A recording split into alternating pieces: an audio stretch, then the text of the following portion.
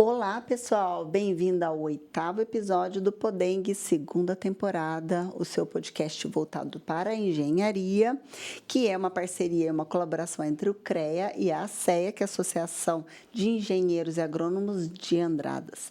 E hoje o assunto tá legal, hein? Nós vamos falar sobre segurança elétrica em residências e empresas.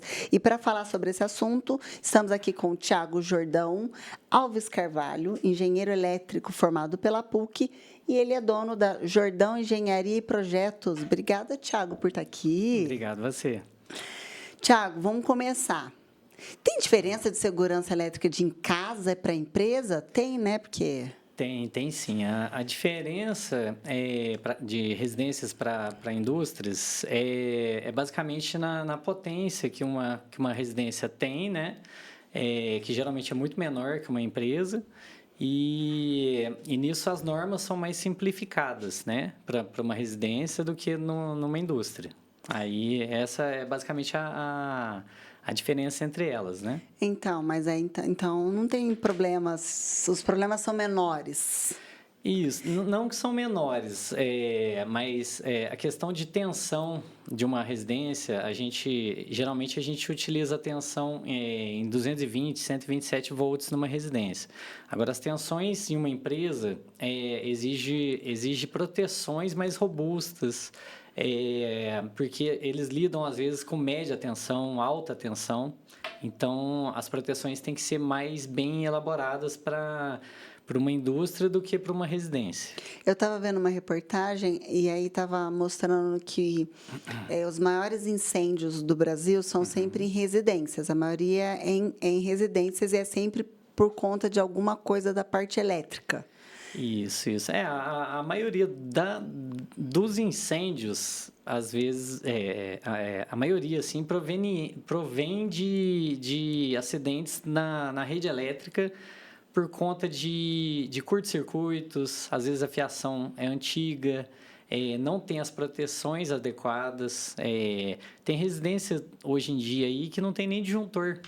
Mas você acha que eu penso assim, a gente fala sobre voltagem, óbvio, né, nas indústrias, então você tem uma voltagem maior.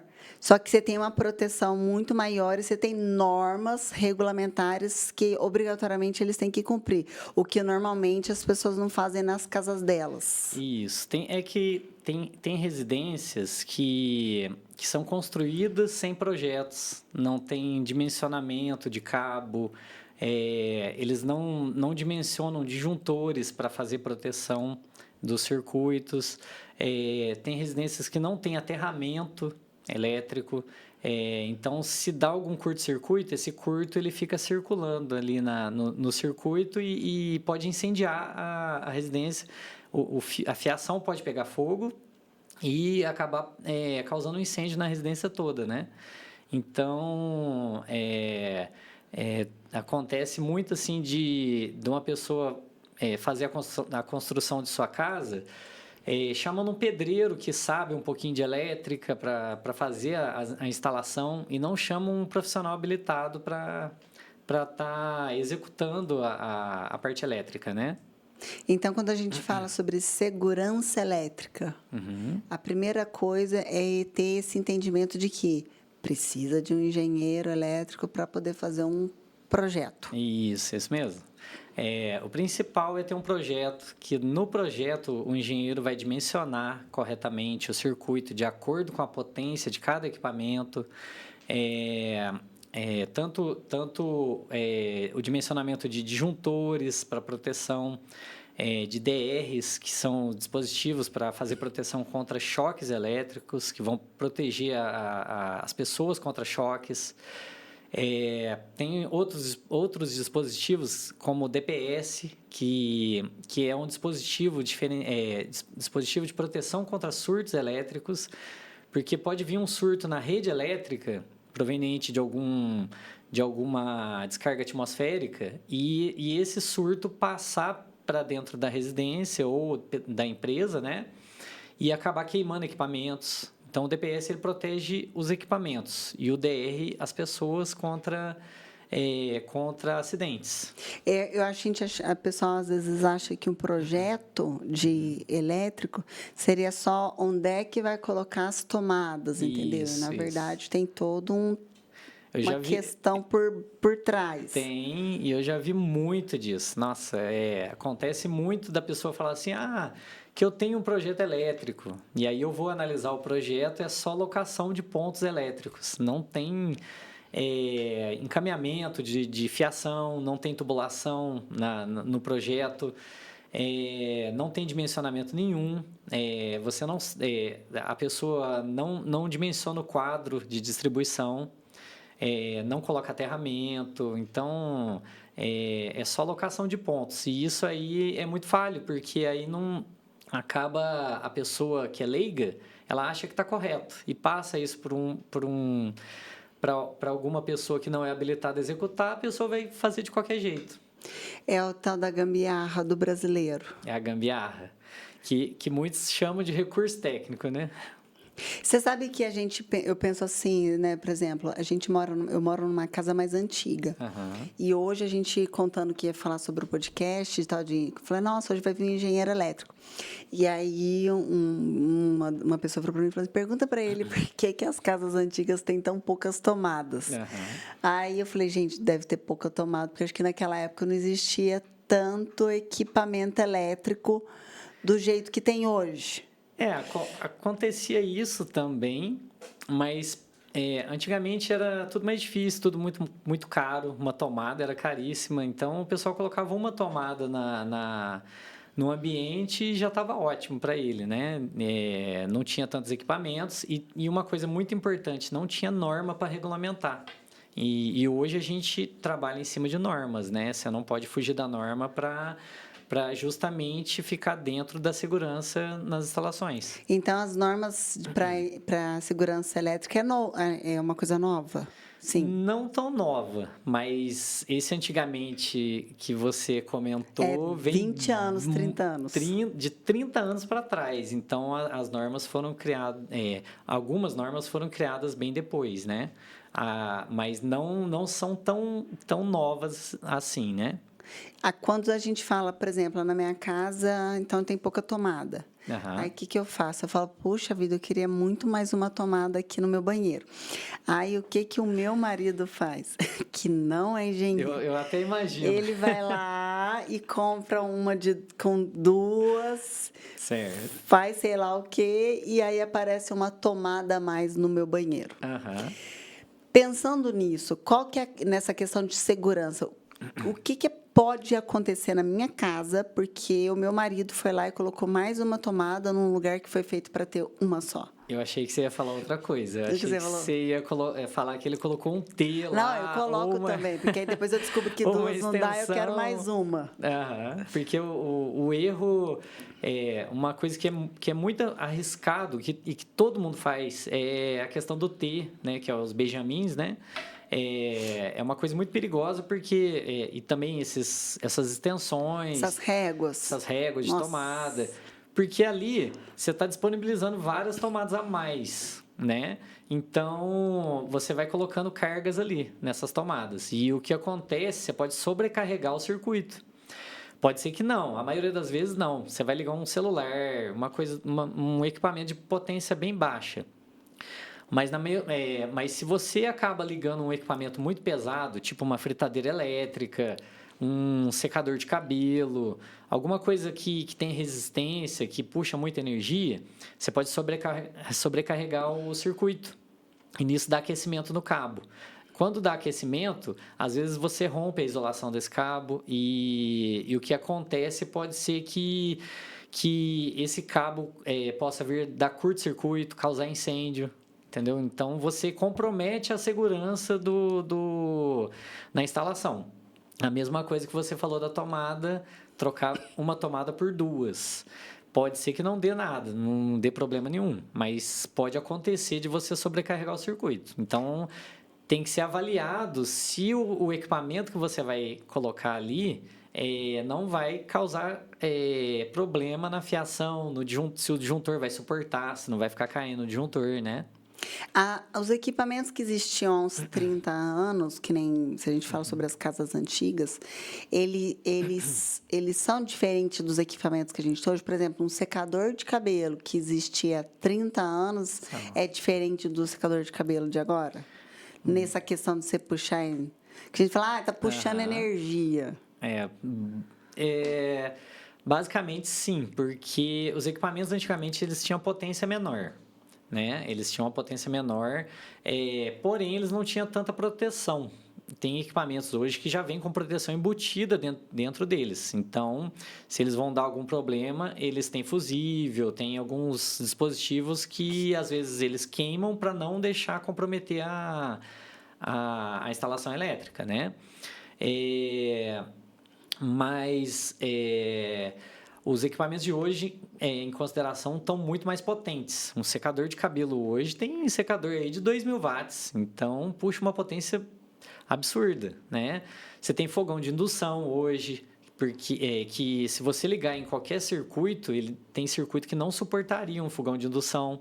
Então tem que ser feita uma revisão quando vai instalar um equipamento desse, tem que ser feita uma revisão na instalação elétrica para ver se vai suportar essa carga. Chuveiros hoje também estão muito mais potentes. Tem chuveiros aí que um chuveiro Lorenzetti comum hoje tem de 7.500 watts. Então, a potência é muito grande em relação aos chuveiros antigos, que era na faixa de 4.000 watts, entendeu? E que a gente pensa assim, ó, por exemplo, eu olho lá na minha casa, você falando de fogão de indução, na minha casa tem um fogão de indução. Uhum.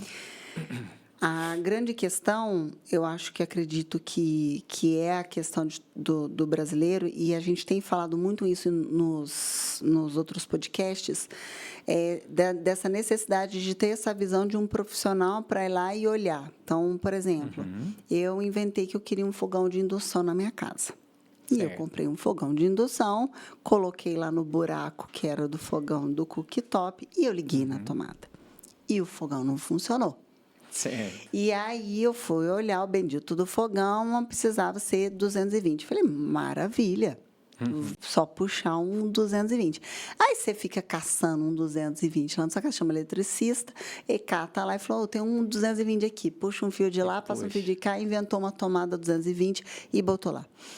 E na hora que eu liguei o fogão de novo, no 220, fui ligar o fogão maravilha, começou a funcionar, de repente, ele pifou e aí começou a sair fumaça e tudo mais, e ele falou assim, nossa, o que será que aconteceu?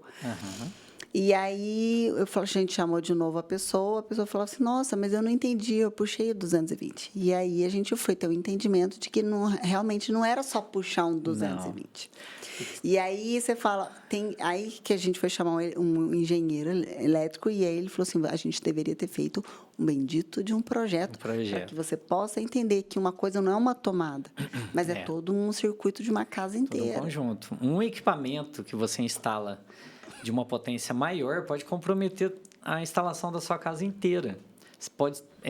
Você pode chegar a ter que mexer não só no seu quadro de distribuição, você pode ter que mexer no seu padrão de energia. E aí envolve concessionária, envolve tudo. Às vezes, para você redimensionar o circuito da sua casa, você tem que trocar fiação, tem que trocar disjuntor, trocar a caixa de medição do padrão de energia, né, de entrada de energia, e aí envolve tudo, projeto. E por exemplo, essas instalações, esses gatos que a gente faz, o que é um negócio de roubar energia? Falar, está roubando energia, tá... Né, de repente a conta de energia da tua casa está vindo uma fortuna, porque aí o pessoal fala assim, deve ter alguma coisa roubando energia. Ah, certo, entendi. O roubar energia é uma fuga de corrente que acontece. Contar até um caso que aconteceu com uma amiga minha que trabalhou comigo. Ela perguntou para mim um dia, falou, nossa, a conta lá em casa está vindo absurdamente cara, estava vindo na faixa de 1.000 e poucos reais, e ela não sabia o que era, chamava o eletricista olhava tudo e não achava o problema. E aí eu falei, é alguma coisa que tá roubando energia, né? Dando fuga de corrente. E aí eu falei para ela, pede para o eletricista olhar tudo. E aí ele olhou os interruptores da casa, teve que abrir todos os espelhos de interruptor, olhou tudo e foi olhando as tomadas. Chegou em uma tomada e ele descobriu o problema. O que aconteceu? A tomada ela tem um parafusinho e no que o eletricista anterior ele foi parafusar, o parafuso ele tinha ponta. O parafuso chegou e perfurou o cabo de energia, o cabo de fase da tomada. E esse fio ficou passando energia para o parafuso. Então, ficou dando fuga de energia no parafuso da caixinha de energia. E ali ficou o mês inteiro ali dando fuga de corrente na caixinha da tomada, para a terra, né? No caso, descarrega para a terra. E a conta dela vindo absurdamente grande. E aí ela tentou fazer um acordo com a concessionária, levou foto da tomada e tudo mais para ver se conseguiria abater esse valor que estava vindo muito caro na conta. Eu não sei nem te falar se ela conseguiu algum acordo. A concessionária pode ser que tenha parcelado para ela a dívida, né? Mas o que acontece é isso. Isso que é roubar o roubar a energia que você comentou. É que hoje, se a gente for olhar os equipamentos, você falou, os equipamentos eletrônicos antigamente tinha potência menor. Mas os equipamentos mais modernos hoje, eles possuem aquelas configurações, que é menos gasto de energia, você tem um ar-condicionado inverter, que tem toda uma questão elétrica hoje, então... tem essa... Né? Hoje eu tenho, por exemplo, uma chaleira elétrica na minha casa que ela desliga sozinha quando esquenta a água. Isso. Hoje, igual eu te falei, os equipamentos eles têm sistema de proteção, eles têm sensores, eles têm vários dispositivos para eficiência energética, né? Também. Tanto para proteção quanto para eficiência. Então, no caso, um ar-condicionado, ele tem um termostato, e ele fica monitorando a temperatura. A temperatura caiu, ele liga. Caiu não. Ela subiu, ele aciona e fica mandando ar gelado. Chegou na temperatura aqui de conforto, ele desliga automaticamente para evitar gasto de energia desnecessário. Então, você tem uma tecnologia muito maior. E eu acho que a questão também é que antigamente a gente dependia, por exemplo, energia que era gerada por carvão. Aí depois passou por uma energia elétrica que foi gerada por hidrelétricas. Hoje a gente está falando hoje a gente tem fazendas de energia solar que estão fazendo produção de energia. Energia vai ficar mais barata? Na verdade, eu acredito que não. Na verdade, eles produzem as fazendas solares para vender energia, né? Para concorrer com as concessionárias de energia. Então, são pessoas, empresas que são criadas para gerenciar essa energia. Eles constroem a usina solar, né? Eu já fiz até projetos de subestações e tudo mais para energia, para fazendas solares, né? E o que acontece é isso, eles colocam a energia no mercado para venda. Então, e aí eles concorrem no Mercado Livre, que chama, que no caso aí tem indústrias ou até residências mesmo, você pode fazer um cadastro e tudo mais e comprar essa energia. E tem empresas que ficam monitorando todo mês a empresa que está vendendo num custo menor, para estar comprando dessas empresas, dessa geração a custo mais barato, né? Porque a gente pensa que a gente fala sobre custo de uma indústria, mas a energia elétrica ela é um custo alto que você tem ali dentro da empresa. Eu estava falando, a gente fala sobre isso porque quando você tem, por exemplo, uma cidade e aí você quer que uma indústria vá para aquela cidade. Está vendo uma fábrica nova, vem aqui para o nosso distrito industrial. E aí o pessoal fala, puxa vida, que legal, vai gerar um monte de emprego. E aí tinha uma empresa que queria vir aqui para Poços, e aí a empresa não veio. Eu falei, nossa, mas por que a empresa não veio? E aí viraram para mim e falaram assim, porque o gasto energético dela era muito alto e a cidade não comporta. E eu fiquei, como assim a cidade não comporta um gasto energético? Às vezes a geração da cidade não é suficiente para manter a indústria. Às vezes o consumo da indústria pode ser que seja muito grande, depende da atividade da indústria, né? A Alcoa aqui, por exemplo, ela antigamente, agora não, porque ela fechou vários setores dela, mas antigamente o consumo de energia dela era muito alto, porque ela tinha salas de cuba ali para fazer o derretimento do alumínio e tudo mais, então aquilo lá demandava uma energia muito grande, tanto que chega lá na Alcoa linhas de transmissão de alta tensão. Mas porque a gente fala isso porque a energia nossa é municipal ou isso aconteceria em qualquer outra cidade? Isso, a energia é municipal, mas aqui o DME daqui de Poços, ele é interligado com Furnas e CEMIG. Então, ele tem essa interligação, né? Ele faz essa transição. Então, se ele não consegue atender essa demanda, ele acaba distribuindo energia nessa interligação, ele consegue alimentar a cidade, entendeu? Mas hoje, pelo que eu sei, até onde eu sei, a cidade é suprida só pela geração do DME, que até o DME está construindo uma usina solar agora bem grande, né? Então, ele vai ampliar aí a sua capacidade de geração. E aí conseguiria absorver essas empresas, então, que tem um gasto energético maior. Pode ser que sim. Eu não sei qual que seria a demanda dessa empresa, né? Também a atividade dela, né? Mas, pelo que você falou, seria um gasto muito alto, né? De energia. Foi o que o pessoal falou, não vai poder instalar agora, justamente porque senão você vai ter um gasto muito... E aí vai faltar para o resto da cidade. Aí você fica pensando, mas caraca, como que falta energia para o resto da cidade? Né? Então, ainda tem essa ignorância nossa, por mesmo ser algo tão de praxe do nosso dia a dia. Você vai lá, clica no botão, acende a luz. Mas ninguém mal sabe do que... deixa eu ver de onde é que vem, como é que você faz a geração dessa energia, por que vem essa energia. E às vezes envolveu também outras coisas, né? Às vezes o custo de implantação da empresa, às vezes, seria muito alto, mesmo... às vezes tendo algumas facilidades no distrito, entendeu? Às vezes teria que construir linha de transmissão para chegar com essa energia lá. Então, às vezes o custo ficou inviável, né? Pode ter acontecido isso também, né? Essas linhas de transmissão que, por exemplo, você falou, chega na Alcoa, é pelo fato não só dela gastar mais, mas é porque a voltagem lá ela é maior? Isso, a tensão lá, no caso, ela é em alta tensão, né?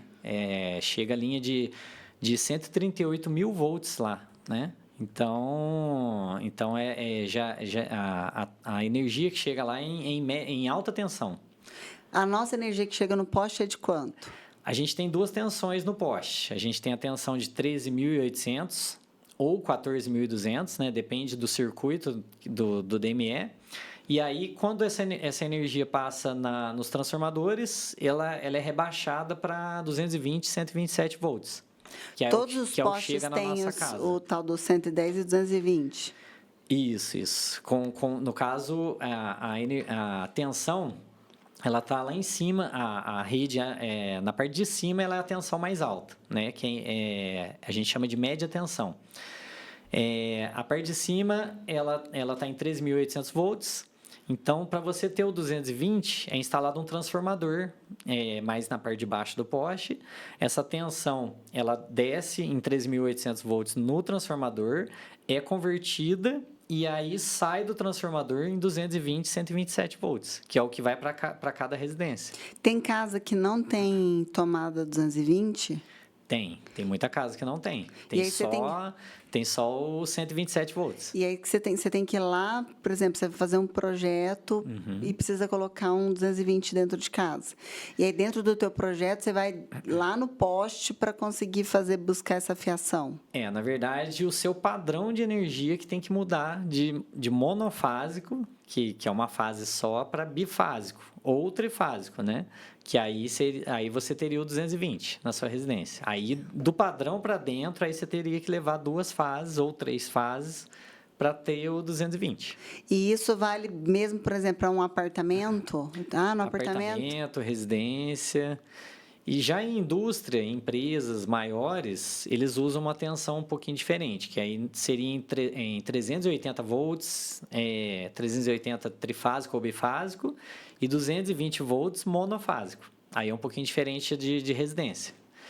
E tem tensões até maiores também, só que não é muito usual, mas que pode ser utilizada. Entendi. Se eu tiver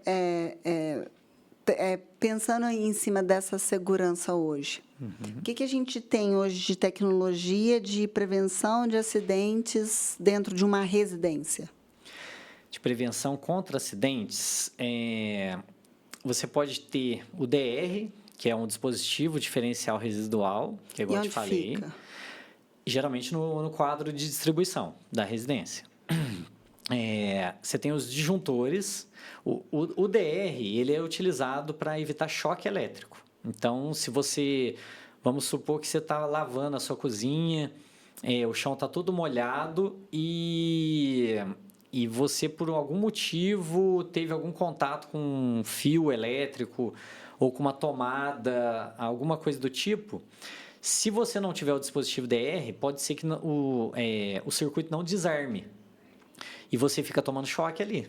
Então, isso acontece em chuveiro? Pode acontecer em chuveiro. O pessoal fala que toma choque em chuveiro. Isso, pode acontecer em chuveiro. Eu já vi gente morrer de trocar chuveiro. Igual você falou, antigamente as casas, a tubulação de água era de ferro.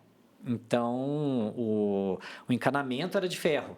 Então, isso facilitava o transporte de corrente de energia elétrica pela tubulação do chuveiro, pela tubulação até o registro do chuveiro. Você ficava tomando, dá para tomar choque. E você está todo molhado ali, pisando descalço no chão e você rela no registro e aí pode acontecer a condução de energia elétrica e a pessoa pode, se tiver algum problema de coração, até se não tiver, pode chegar à morte, né?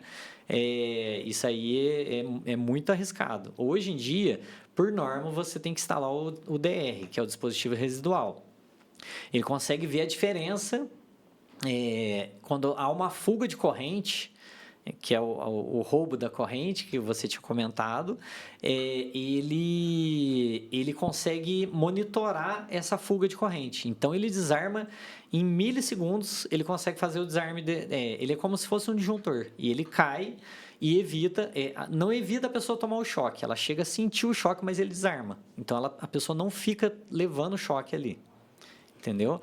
E outros dispositivos que você tinha perguntado, tem o disjuntor, né, que é um dos mais conhecidos, que é para proteção do circuito. Hoje os disjuntores são termomagnéticos, eles conseguem perceber sobrecarga no circuito ou aquecimento. Se o cabo começa a aquecer, ele vai e desarma para evitar acidentes. O DPS, que é para proteção mais de equipamentos, né? Quando vem o surto elétrico na rede. Uma coisa muito importante que não tem nas residências antigas é o aterramento elétrico, né? As tomadas antigas não possuem aterramento. Tem muitas residências mais antigas que não tem tomada com 3 pinos. E hoje, por norma, você tem que ter a tomada padrão ABNT, né, brasileiro, que tem um pino de fase, um neutro e o terceiro pino de terra, para aterramento, para evitar de qualquer fuga essa corrente seja transferida para a terra, né? Todas essas técnicas de segurança, por exemplo, disjuntor toda casa tem. Não, você falou que tem umas muito antigas que não tem disjuntor. Mas, por exemplo, esse DR é algo que, quando você vai construir tua casa, você fala, você quer pôr ou não. Existe isso ainda? Hoje, por norma, é exigido que, pelo menos em áreas denominadas molhadas, tem que ter o DR. É obrigatório. Então, todos os projetos que você vai fazer, você tem tem que os sair projetos com que você faz com engenheiro elétrico. Isso, com engenheiro. O pedreiro não sabe disso. Posso só te corrigir uma coisinha? Pode. É engenheiro eletricista. Engenheiro eletricista. Engenheiro elétrico, meu professor falava que é um engenheiro que pôs o dedo na tomada e tomou choque. Engenheiro eletricista. O engenheiro elétrico. Então, há muitas residências, não só tão antigas assim, que não possuem disjuntores. Mas não por que o pessoal quadro. não põe? Porque o povo é teimoso, às vezes não tem projeto, não tem... A pessoa fala assim, eu vou construir do meu jeito. Mas é um custo isso? Eu tô falando, custo, custa? Tudo é custo. Não, mas um custo que você fala, nossa, vai fazer muita diferença na minha obra eu não colocar esse tipo de proteção? Então, se você for ver pelo lado da segurança, o custo é mínimo. É mínimo. Mas as pessoas, na hora que vão fazer o orçamento, eles querem cortar custos. Então, já aconteceu muito caso de mencionar, a pessoa falar assim, não, você tira esse DR porque é custo para mim. Eu falo, não, eu vou deixar no projeto DR porque é para proteção. DPS também, se você aí tá especificando que é para ser usado, mas aí o que acontece? A pessoa acaba... porque o DR, às vezes, dá fuga de corrente. Igual um chuveiro. O chuveiro ele tem que ter uma resistência blindada para evitar dar fuga de corrente para água ou coisa do tipo. E aí, pode acontecer da pessoa instalar o DR e o chuveiro não ter essa resistência blindada. E aí começa a desarmar o DR. Aí a pessoa fica brava, vai lá e arranca o DR. Tira o DR e deixa sem. Aí o que acontece? A casa dela está sem a proteção contra choques elétricos. Nessas áreas denominadas áreas molhadas, né? Que seria de risco de choque elétrico. Tipo um banheiro, uma cozinha, que é lugar que o pessoal lava, joga água às vezes, né? Tem umidade. Você está falando de tomada. Uhum. Por que tem tanta variedade de tomada tão diferente de um país para o outro? Se um secador de cabelo. É o mesmo secador de cabelo. Você vai num lugar, é quadrado. Você vai no outro, é redondo. Você vai no outro, é desse tamanho. Você vai no outro, é desse tamanho. Tinha que ser padronizado universal. Eu também já cheguei a pensar nisso. O padrão brasileiro... até que foi muito bem feito. Ele tem as três, a fase neutro, essa mudança ou que você falou. Fase, isso, foi essa mudança. Porque na minha casa ainda tem a tomada de 2 pinos. Isso. Tem muitas na minha casa de 2 pinos. O certo é a padrão brasileiro padronizada agora. Pela BNT, né? Esse terceiro pino seria... Essa mudança de tomada seria para proteção das residências. Isso mesmo. Que seria o cabo terra. Para fazer... Que todo mundo vai lá e corta para poder... Isso. E aí não tem proteção nenhuma. É que tem equipamento que não tem o terceiro pino. Até hoje ainda existe, né? Equipamentos que não tem esse terceiro pino. Mas tem gente que quando, no caso, a tomada é só dois pinos, a pessoa vai e arranca o terceiro pino do equipamento para conectar na tomada. Acaba que o equipamento fica sem proteção. Mas aí você falou no começo que falou assim, que comprou um T para colocar. Uhum. Sabe, a gente tem, por exemplo, duas coisas. Ou a tomada é de 3. E aí você compra um adaptador para você colocar no de 3 pinos, porque a tomada é de 2.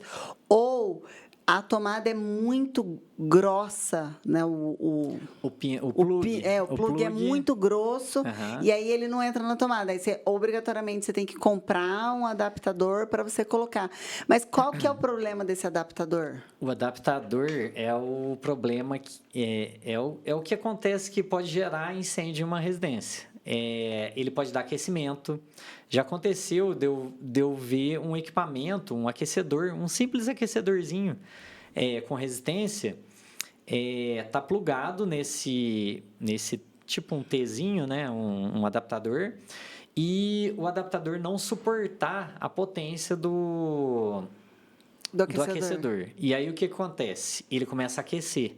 E se a pessoa dorme com aquele aquecedor ligado, aquilo fica aquecendo a noite inteira. Pode começar a pegar fogo e a pessoa nem vê.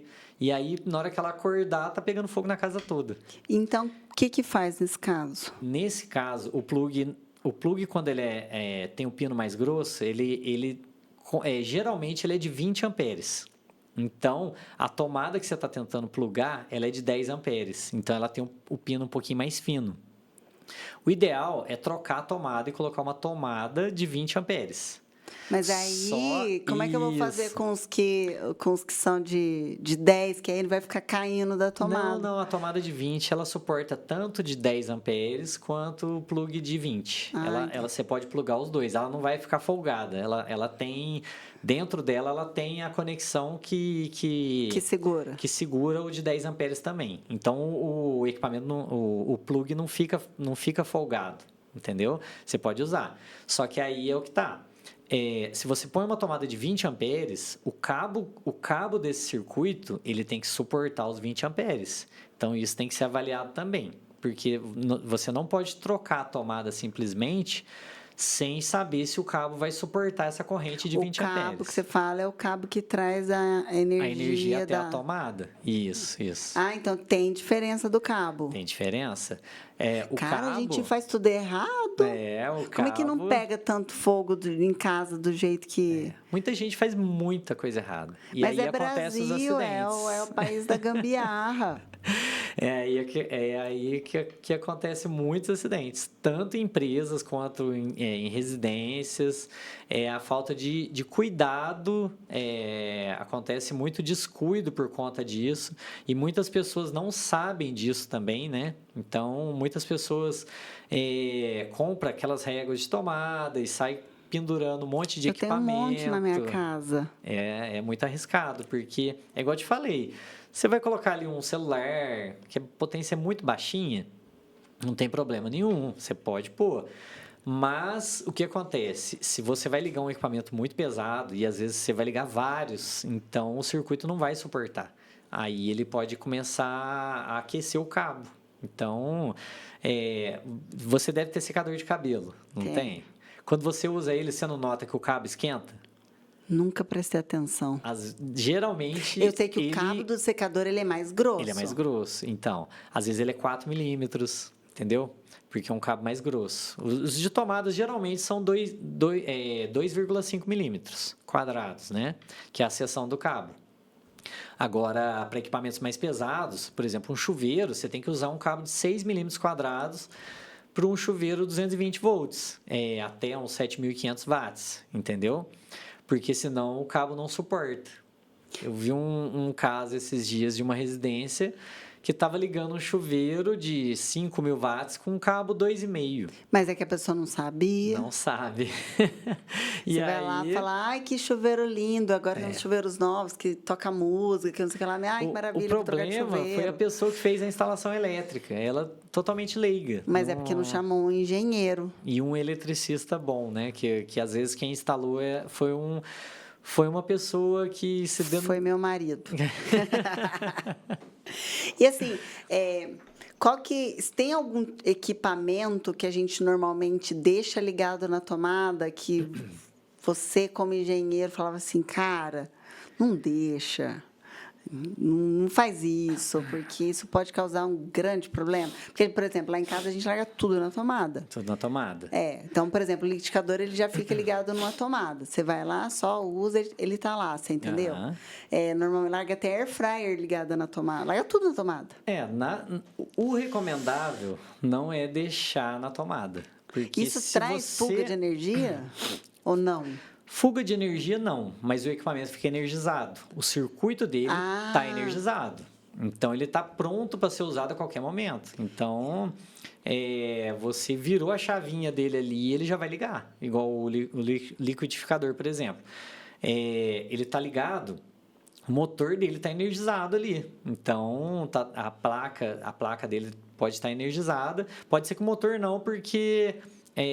às vezes tem dispositivo de intertravamento dentro dele e tudo mais.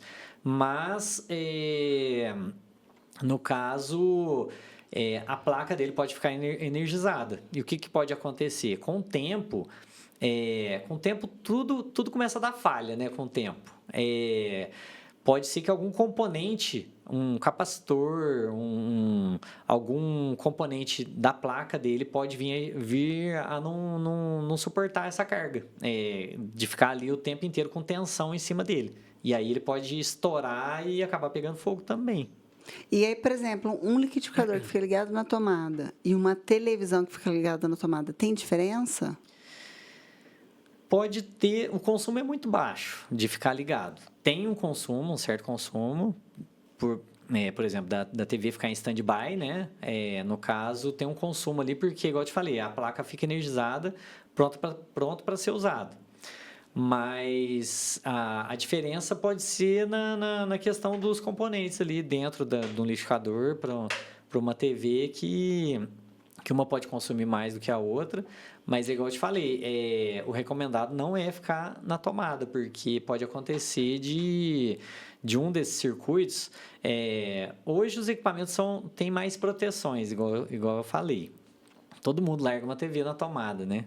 Mas... Ninguém tira da tomada. Lá a gente larga cabo de celular, fica ligado na tomada, nunca tira o cabo da tomada.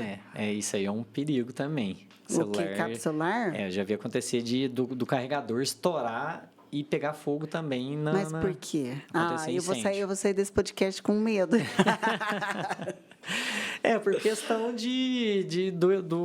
dos componentes. Tem carregador, às vezes, que não é original do celular. E qual que é a diferença desse equipamento? O que a Anatel faz? A Anatel... Que ela vai lá e coloca um selo dela lá e fala, esse aí você pode usar. A fiscalização, né? Ela fiscaliza se está dentro das normas ou não, né? Mas, no caso, pode ser que um carregador chinês ou de alguma... Que é o que a gente compra. Baixa procedência e vem com símbolo lá, mas às vezes não passou pela Anatel, entendeu? Às vezes colocaram só o adesivo lá e os componentes dentro são de péssima qualidade. E aí pode acontecer do componente estourar, não suportar a carga ou a tensão, né? E incendiar mesmo. Esses carregadores de celulares, é por curiosidade minha mesmo. Uhum. Tem lá escrito lá, turbo, carregamento turbo. Foge desses aí. Que é? Como que um negócio que é igual ao outro, só que tem escrito turbo, como que ele carrega mais rápido do que o outro? É por conta da potência. Ele vai disponibilizar uma corrente maior para o teu celular. E meu celular aguenta essa potência maior? Então, é aí que tá. Aí ele pode chegar a danificar o celular, entendeu? Porque você está colocando um carregador ali de uma potência bem maior. Então, ele pode causar algum problema no celular, sim.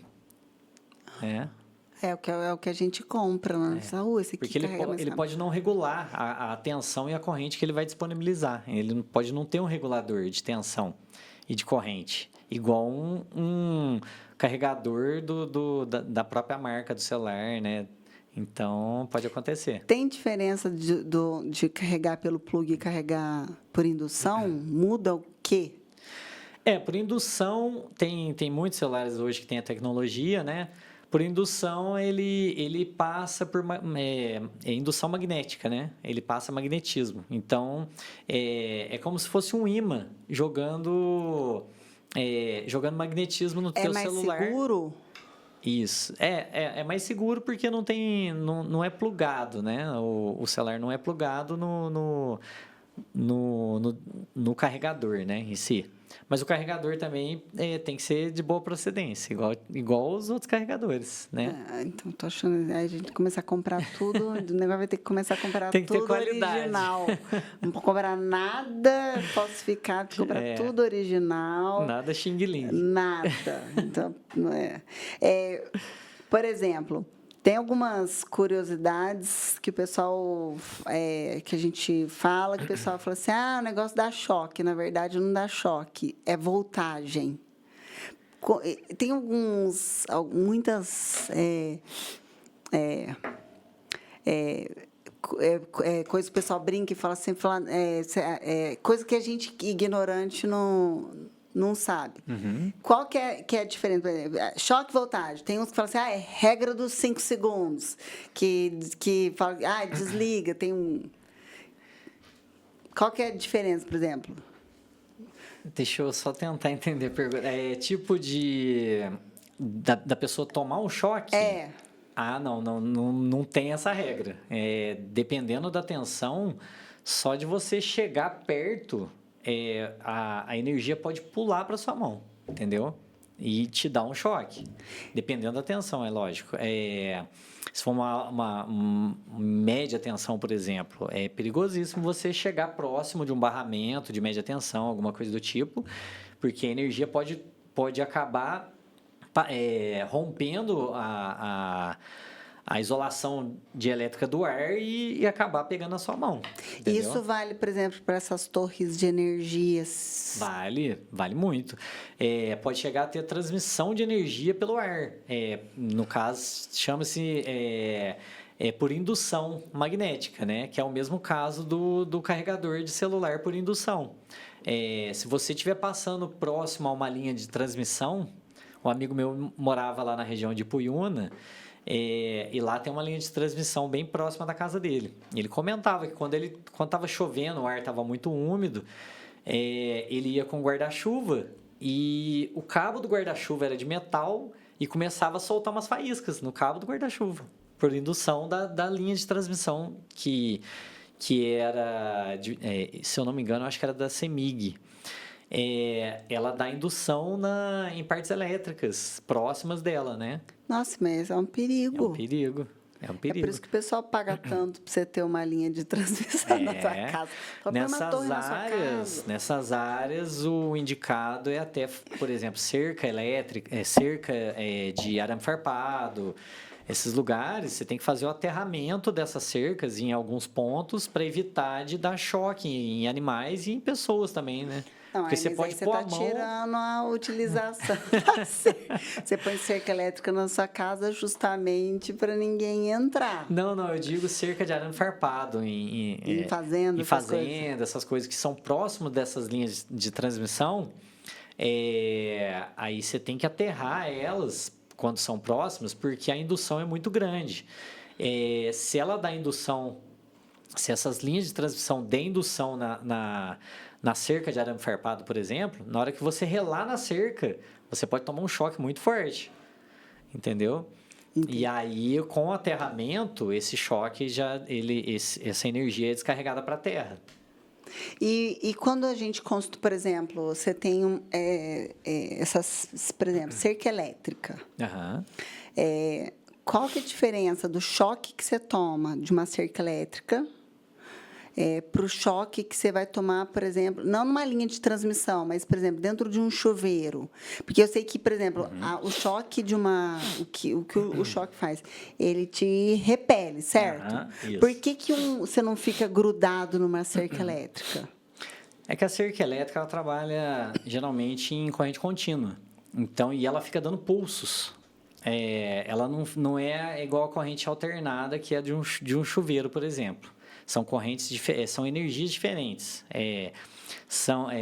Um trabalha com corrente alternada, o outro trabalha com corrente contínua.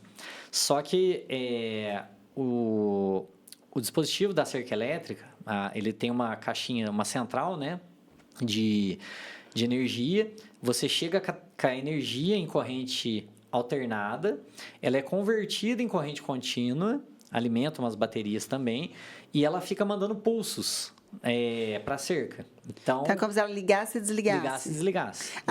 Por isso que não fica grudado? É por isso que a pessoa não fica grudada. Que ela só expulsa. Ela toma um tranco. E no caso do chuveiro, não? Não, no caso do chuveiro, você pode acabar ficando grudado, porque a corrente é alternada, né? Essa corrente alternada do chuveiro é para o chuveiro não ficar ligando e desligando?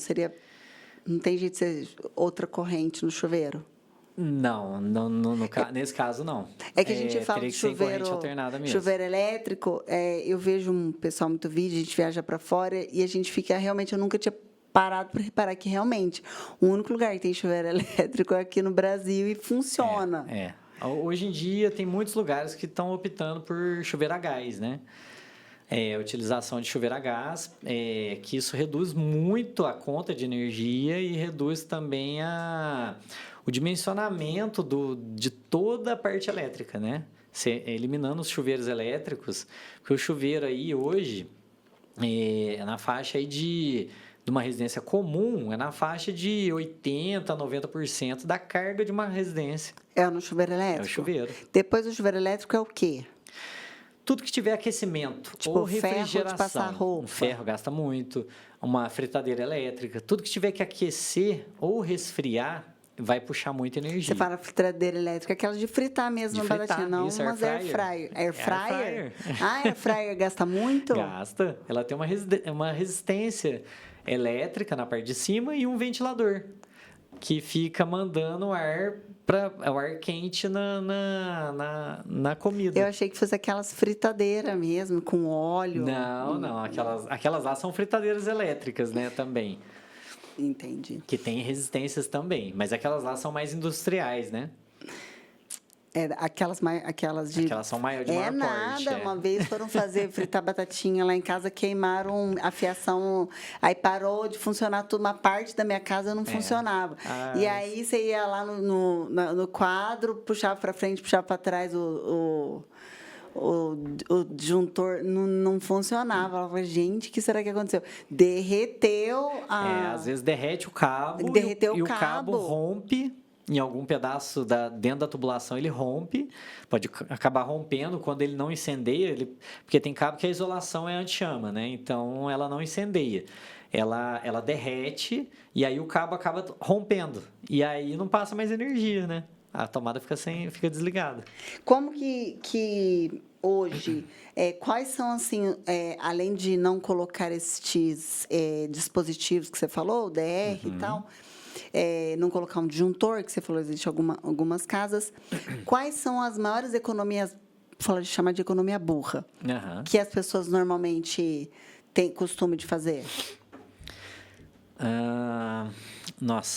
Falta de aterramento.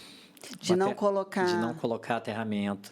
Mas eu achava que esses aterramentos fossem só para raio, sabe? Tipo, para raio. Isso também. É uma proteção que é o SPDA, né? Que é o Sistema de Proteção contra Descargas Atmosféricas. O SPDA é muito importante também para... E tem gente que não põe. Tem gente que não põe. Isso aí é feito vários cálculos do lugar, geralmente em prédios ou residências em áreas muito abertas. Tipo esses condomínios novos que o pessoal faz para fora da cidade. Aí é muito importante ter um para-raio, porque geralmente a casa é muito isolada, numa área muito descampada. Então, é muito fácil atrair um raio para a residência. Então... é muito importante a instalação de SPDA, que é o Sistema de Proteção, né, contra Descargas, que aí você faz uma gaiola de Faraday em volta do telhado da residência, com captores aéreos, e aí você faz as descidas desses captores, ou com cabos embutidos no reboco, tem gente que faz externo mesmo, né? E essas descidas elas vão para uma malha em volta da residência ou do prédio, de uma malha de aterramento. E ali tem várias hastes de aterramento que vai distribuir essa energia para a Terra. E o que mais que o pessoal faz? Que economia boa? Essa é uma economia... Esse negócio de cabo. É porque é caro. É caro? É caro. O cabo de aterramento, 50 milímetros quadrados, como a malha, às vezes, tem que ser muito grande, acaba saindo um custo muito alto. Então, o pessoal opta por não colocar, entendeu? Acaba saindo muito caro. Tudo que envolve cabo elétrico é muito caro, né? Porque o cobre, hoje em dia, está muito caro o valor. Todo mundo está roubando cobre hoje. E aí, por exemplo, você tem uma economia do tipo assim, eu não entendo. Tem um cabo que tem um diâmetro maior, então, com certeza, esse cabo aqui é bom, se você não vai ter problema na casa. E aí, a gente opta por um cabo fininho, que é mais barato, mas que a gente vai ter um problema depois. Existe isso? Existe muito. A qualidade do cabo. Fala, a qualidade do cabo. Não compra esse cabo dessa marca aí, não. Tudo, a marca conta muito. Porque tem empresas hoje que surgem no mercado, assim, da noite para o dia, E traz cabo, às vezes, que no palavreado popular, eles chamam de cabo desbitolado, que é um cabo que não tem a bitola correta. Por exemplo, um cabo 4 milímetros quadrados que equivale a um cabo 2,5, entendeu? Então, às vezes você compra um cabo aí para chuveiro de 6 milímetros e o cabo não tem 6 milímetros, né, 6 milímetros de seção, né, para suportar a corrente certa. Ele tem a seção menor. Então, isso aí pode acontecer de dar aquecimento no cabo. E aí é aquele negócio, barato sai caro, né? Que você compra um cabo mais fino, por exemplo, e o cabo vai dar aquecimento, pode acabar derretendo ou incendiando, e aí às vezes você tem que refazer a instalação. É o barato sai caro. Barato sai caro. Então, mas aí, por exemplo, por isso que eu falo assim, as maiores questões hoje de acidentes, de incêndios, são justamente em residências. Por mais que a gente tenha algumas... Porque nunca que você vai construir uma indústria, porque na indústria, obrigatoriamente, você não vai gastar, você não vai ter lá energia 110, você vai ter essa energia maior, 300 e tanto, 500 e tanto, você entendeu? E aí, há uma fiscalização muito maior do que, por exemplo, numa residência, não é? Se for indústria de grande porte, geralmente tem uma fiscalização, tem... Não, para você ter o alvo, por exemplo, qualquer indústria você vai ter um alvará. Eu vou abrir uma... Vamos pegar uma indústria... Fala uma indústria que gasta menos energia. Uma gráfica. Acho que a gráfica... Vamos supor, uma gráfica gasta muito menos... Uma empresa comum, comercial. Do que uma empresa de torno, por exemplo. Elas são tem lá uma fiscalização para que ela quando vai ser aberta aquela empresa. Não tem uma fiscalização que olha essa parte elétrica? Geralmente teria que ter. Da parte interna, porque, por exemplo, hoje a concessionária de energia, o DME, ele fiscaliza a parte de entrada de energia. Então, todo padrão de energia ele tem que passar por vistoria, tem que ser aprovado o projeto, dependendo da carga. Então, tem uma certa fiscalização até a entrada de energia. Agora, dali para dentro, na parte interna, teria que ter uma fiscalização maior.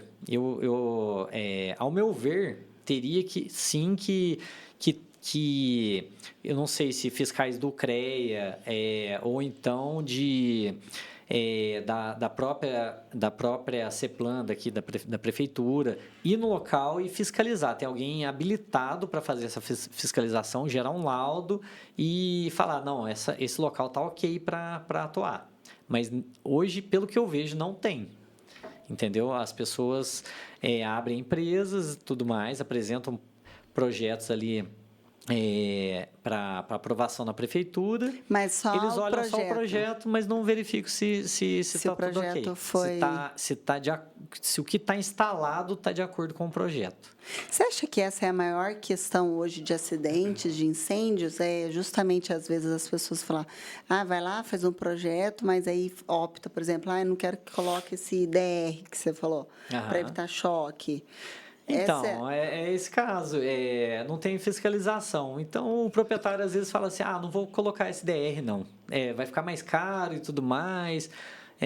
São 6 DRs, com coisa que é muito caro, né? Colocar 6 DRs a mais. Vai ficar muito mais caro e tudo mais, não vou colocar. E aí ninguém fiscaliza isso, entendeu? Teria que ter uma fiscalização, sim, verificando se está de acordo com o projeto, porque, pelo que eu vejo, eles jogam a responsabilidade para o proprietário, para quem executou, entendeu? E aí a pessoa que assinou a execução ali que vai se responsabilizar sobre isso. Mas eu acho que normalmente, por exemplo, dentro de uma residência, se você não contrata um engenheiro, você vai contratar ou um eletricista, né? Normalmente o cara às vezes aprendeu com o pai, com o tio, com o vô, não que aqueles maridos de aluguel, né? Os maridos de aluguel. E aí eles não fazem assinatura de projetos. Não assinam uma RT de responsabilidade projeto técnica. não impede que você construa uma casa. Não. Não.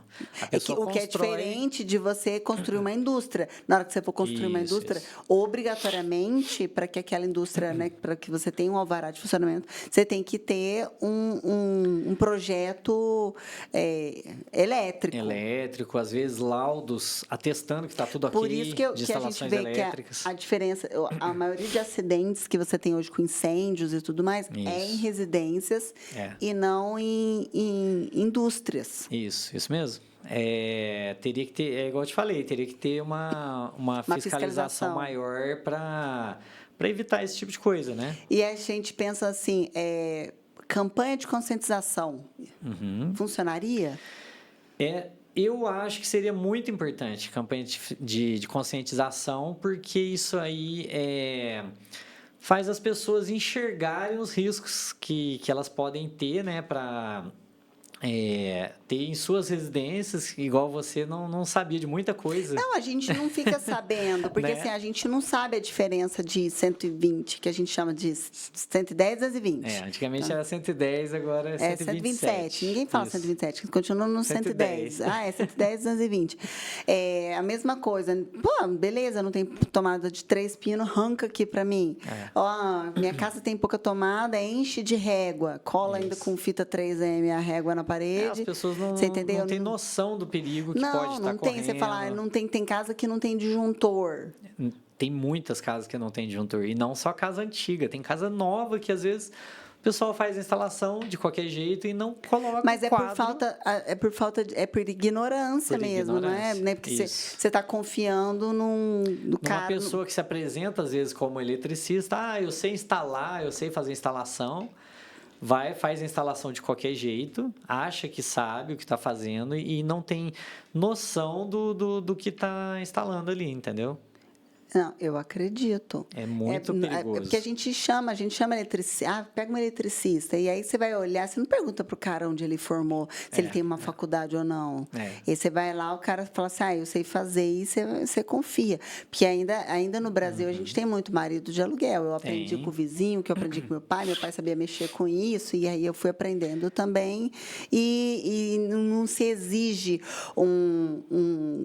uma fiscalização, um órgão que fiscaliza a sua formação para que você vai lá e haja e atue em cima disso, sendo que é uma coisa que é a causadora de quase todos os incêndios que você tem em residência, justamente por esse tipo de falha. É exatamente o que você falou. A maioria dos acidentes é em residência por conta disso. Uma indústria, por exemplo, se ela vai contratar um eletricista terceiro para fazer um serviço dentro da empresa, ela vai geralmente ela contrata empresas, né, que mexe com eletricidade. E aí ela exige, a maioria das empresas acontece isso, elas exigem que eles tenham treinamento de NR10, que é a norma regulamentadora para serviços com eletricidade. Então, os eletricistas eles têm que passar por um treinamento que geralmente aí são 40 horas assistindo o curso do que ele pode fazer ou não para lidar com a energia elétrica. Os EPIs que ele tem que utilizar, o que tem que fazer em caso de situação de risco. Então, muitas empresas pedem esse certificado de NR10, que os eletricistas têm que participar desse curso e periodicamente tem que fazer uma reciclagem desse curso também, para manter tudo ali fresco na memória. Então, esse é o diferencial da indústria para a residência. Agora, igual você falou, a pessoa vai contratar um eletricista, ela não pergunta aonde que o cara formou, não pergunta nada, né? Se ele é eletricista de verdade, né? Eu acho que é um grande mal. Quando a gente fala sobre médico, não que a gente fique perguntando onde que o médico formou, mas você vai no endócrino, você olha e fala assim, será que ele tem realmente formação de endócrino? Será que ele fez uma faculdade mesmo, uma residência, ou ele só tem uma formação básica? E às vezes a gente acaba não olhando para esse tipo de profissional justamente porque não tem esse conhecimento de que, a mesma exigência que eu tenho para um médico que está cuidando da tua saúde, eu também tenho que ter para que está cuidando da saúde da minha casa. Então, eu evito muito acidente justamente pensando nisso. Eu falo isso, a gente fazendo esse podcast de engenheiro, eu falo, vocês estão precisando fazer mais propaganda do trabalho e do serviço para que as pessoas realmente possam enxergar e entender o valor, principalmente voltado para a segurança. A área da engenharia anda muito desvalorizada, nossa, bastante. As pessoas, igual eu te falei, elas preferem contratar um marido de aluguel, que não faz tudo, do que, não desmerecendo, que tem vários aí que tem conhecimento, sim, né? Mas do que contratar um engenheiro que sabe fazer todo o dimensionamento, porque eles não querem, porque geralmente o custo de um projeto acaba sendo um pouco alto, às vezes, dependendo. Então, a pessoa não quer ter gasto com essas coisas e acaba fazendo a instalação sem as devidas proteções, né? Não é nem isso, realmente falta de conhecimento. De conhecimento também. Eu estava contando no podcast passado que eu tenho uma amiga que comprou um apartamento na planta. E aí foram entregar o apartamento, e aí ela chegou lá e descobriu que ela não ia poder morar lá porque não tinha 220 no apartamento. Nossa, e os equipamentos dela era tudo 220. Não, como é que liga um chuveiro no 110? Aí, o chuveiro também. Nada era 220, não tinha ligação 220 para pôr chuveiro. Né? Tem chuveiro 127 também. Mas aí ela falou que é banho gelado. E aí ela foi obrigada a contratar um engenheiro para fazer um projeto e depois pagar tudo para conseguir pegar essa energia do 220 para colocar dentro de um banheiro. E aí eu falei assim, mas gente, eu nunca não sabia, eu achava que obrigatoriamente já vinha isso. E aí ela falou assim, aí o outro, né, um outro engenheiro que a gente estava conversando, aí ele falava assim, não, mas às vezes está no projeto lá que ela vai comprar, que os chuveiros têm ligação 220. Então, do mesmo jeito que ela não tem esse conhecimento, a maioria das pessoas também não tem esse conhecimento e acaba não falo que é sendo passado para trás, mas não consegue saber os seus direitos e os seus direitos em cima de um apartamento que ela foi lá e comprou na planta, já está comprado, então vou ter que fazer tudo de novo, ter que quebrar a parede, puxar fio e não sei o quê, passar outros tipos de fios para que. Então, assim, é realmente uma ignorância que a gente tem de conhecimento. E não vale só para casa, vale para uma indústria também, é a mesma coisa. Eu quero montar uma indústria em Poços de Caldas, mas eu não vou poder montar, por quê? Porque a minha indústria gasta muita energia e não tem uma linha de transmissão que vá chegar até lá. E aí as pessoas falam, puxa vida, culpa de quem? Culpa da prefeitura. Não, é toda uma questão, e realmente é ignorância. Uma coisa puxa a outra, né? E geralmente a pessoa é leiga mesmo, a pessoa não tem noção, não sabe ler um projeto. E pode ser que o projeto não esteja dimensionado corretamente também, pode acontecer isso também. Porque tem profissionais e profissionais, né? Então, o projeto pode ser que não esteja dimensionado corretamente. Mas, no geral, igual você falou, o ideal seria ela passar para um engenheiro, dar uma olhada no projeto, verificar o que está errado ali e, se for o caso, fazer as correções necessárias, né? Igual você falou, ela teve que mexer na fiação inteira da casa, né? Ela e todo mundo do prédio. Tiago, e se alguém quiser, está falando, estou formando engenharia, quero virar engenheiro eletricista. Deixa aí uma dica para o pessoal. Defende aí que o pessoal precisa virar engenheiro eletricista. É uma área muito boa, tem que gostar bastante. É um pouco estressante, é uma área bem estressante, porque correria o dia todo, mas é uma área muito dinâmica, então nunca é a mesma coisa. Cada projeto tem suas particularidades. Parece que às vezes você pega um projeto e você fala assim, é igual ao outro, mas você vai ver, não é igual. Tem sempre uma coisa diferente da outra. O meu irmão até, por acaso, ele está formando engenharia elétrica agora, né? Ele forma agora no fim do ano. E ele trabalha comigo, está gostando do curso, está formando, está gostando da área, como ele está trabalhando, ele gosta muito. E é isso, eu desejo muita sorte para quem está formando, para quem está fazendo engenharia, que é um curso muito legal. A gente, pelo que eu lembro da minha faculdade, eu divertia bastante, fiz muitas amizades. E é isso aí. E é um mundo que muda, né? Antes você tinha, que nem eu falei, você vai participando das transformações energéticas que você vai descobrindo novas formas de energia, novas formas de gerar energia, novas formas de trabalhar energia.